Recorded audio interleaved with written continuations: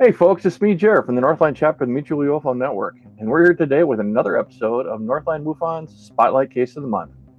As you know, each month we dig into archives and we find a real UFO encounter that happened right here within our region.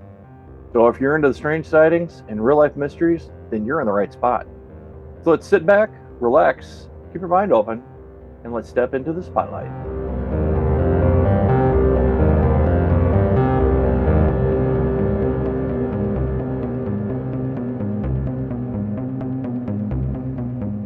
It was a quiet October night in 1994 at a small regional airport in western Minnesota.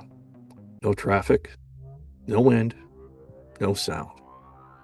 Three aviation professionals stood outside of a hangar finishing up their shift. They were talking about the day and all the air traffic that they had seen. Then one stopped and looked up. What drifted silently overhead would take nearly 2 minutes to pass, and what one man said afterward may be the most unsettling part of this entire encounter. October 12th, 1994, Fergus Falls, Minnesota. A small regional airport, the kind of place where once the last flight leaves, the world gets very quiet. The primary witness wasn't a casual observer. He was an airline employee, temporarily assigned to help open a new station. He understood aircraft. He understood approach patterns, lighting requirements, noise signatures, even the smell of jet fuel. All the language of aviation. This wasn't just a hobby. It was his profession. It was his life. That night, after the final departure of the day, he stepped outside with the station manager and the airport's FBO manager. FBO, the fixed base operator, responsible for refueling, servicing, and overseeing daily aircraft operations on the field. It's a role requiring extensive aviation experience and operational authority at the airport. The three men walked alongside the hangar and terminal area, finishing up for the evening. The sky was clear, the air was still, the stars were bright. No engines were running, no taxi lights were on, just three aviation professionals standing beside a darkened and silent runway. And then, something caught his eye. He stopped mid conversation, looked up, and stood motionless. "Hold on," he said, quietly confused at what he was looking at. Above them, directly overhead, was a shape. A large triangular object. No navigation lights, no blinking strobes, no landing lights.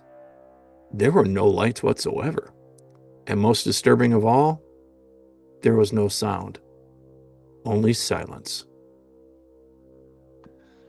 The object was moving slowly, straight and level, at an estimated altitude between 800 and 1,000 feet above the ground. Low enough that any conventional aircraft would have been unmistakable. A turboprop would have rumbled, a small jet would hiss, and even a light single-engine aircraft would produce a distinct hum. This object produced nothing, just silence. The witness turned to the other two men. "You see that?" There was a slight pause, and then one replied, "Yeah." All three stood there, necks craned upward, watching the massive dark triangle drift slowly across the sky. It didn't bank, it didn't climb, it didn't descend. It simply moved forward at an unusually slow and steady pace, straight and level, like something deliberately passing over the airfield. Nearly 2 minutes went by. That's an eternity when you're watching something that shouldn't exist. And then it just continued on, fading into the night sky until it was gone. No acceleration, no sudden maneuver, just a slow disappearance into the darkness. The silence lingered. Then came the line that still echoes decades later. The airport's fixed base operator, that aviation manager responsible for daily flight operations on that field, spoke casually and almost matter of fact. Still looking up into the sky, he just said, "Yeah, we get those all the time." Not shock, not confusion, not disbelief, It was almost routine. The airline employee was too confused to ask any questions and didn't press him in that moment, but the implication was unmistakable.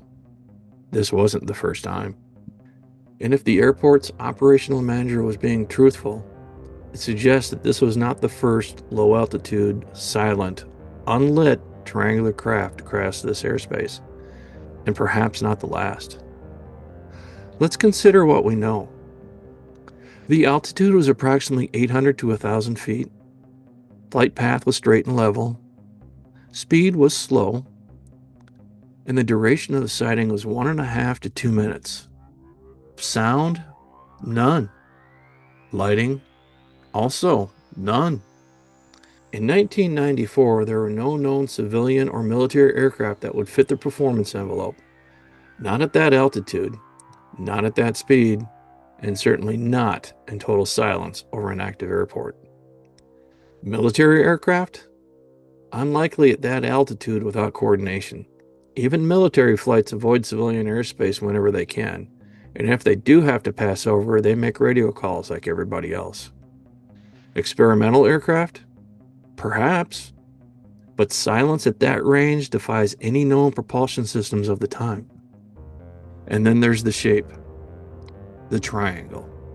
A configuration reported repeatedly throughout the 1990s, across the Midwest, the Hudson Valley, Belgium, and elsewhere. Large, dark, silent, slow, often described as gliding, often described as impossible. But here's what makes this case compelling. 3 witnesses, all aviation experienced, all standing together, all observing the same object. And one of them, the airport's own operational authority, suggesting it wasn't unusual. Yeah, we get those all the time. So the question becomes, how many times has something passed silently over small regional airports, while those below simply looked up, watched, and said nothing? Sometimes the most unsettling part of a UFO sighting isn't what's in the sky. It's the person beside you, the one responsible for the airfield, saying, "Oh yeah, we get those all the time," and then walking back inside like it's just another quiet night in Minnesota. Hey, thanks for joining us today. Make sure you hit that like and subscribe. And if you've seen anything unusual up in the sky, make sure you report it to MUFON.com and let us know down in the comments. Until next month, keep those eyes to the skies, because you never know what you're going to see. Another encounter, another mystery. A reminder that something is happening just beyond the edge of what we understand. So here at Northland MUFON, we are dedicated to investigating these cases, supporting these witnesses, and advancing the quest for the truth, one report at a time. So go to northlandmufon.com to report what you saw, or you can go there just to learn more about how to get involved. So thanks for watching this month's Spotlight Case. Please like, subscribe, follow, and share to help us reach others with stories that matter. And remember, truth is out there. Just keep watching the skies.